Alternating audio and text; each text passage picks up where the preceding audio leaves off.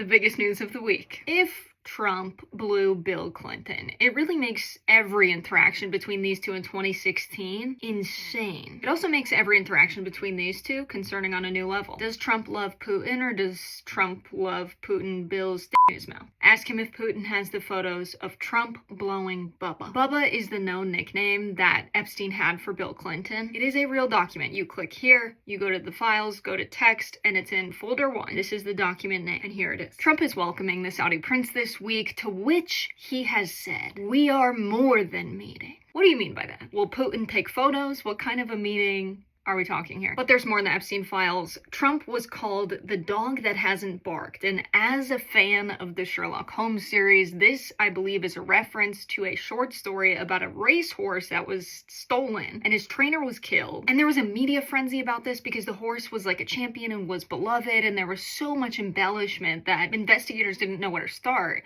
So Sherlock Holmes went there and found out that the dog didn't bark when the intruder came in, meaning the crime was committed by someone the dog knew fairly well. Trump being the dog that didn't bark suggests at least he's turning a blind eye to a crime he knew happened. Meanwhile, the economy is bad in the United States. We're not going to see October job numbers because the government was shut down, so the household survey could not be conducted. The White House economic advisor, Kevin Hassan, said his estimate of non-federal jobs lost in that month is 60,000. We know that number is likely higher because the publicly announced layoffs in October amount to 153,000 jobs. Even the people that do have jobs are struggling. Starbucks workers have gone on strike to fight unfair labor conditions, so don't shop at Starbucks, don't cross the picket line, which is not a hard thing to do. Go to your local coffee shop, have a little Gilmore Girls moment. 'Tis the season. I'm not sure Luke knows how to make a double pump frappuccino macchiato, but what he lacks in syrups and milks, he makes up for in other ways, like fighting the local fascists. Vine is coming back. It will be called D-Vine, and there will be no AI allowed on it. I will be doing the biggest news of the week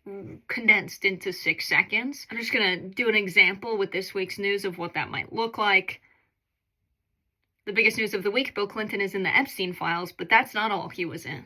Treasury Secretary Scott Bessent said the United States government already profited even, from the $40 billion investment, which was a currency swap, with Argentina. And then he goes on to say that since giving them the money, we now have a very favorable regime that just won power in Argentina. Right after last week, Trump giving a press conference talking about how there's ongoing covert operations in Latin America. Many people have come to believe there is something wrong with the way that this country makes foreign policy.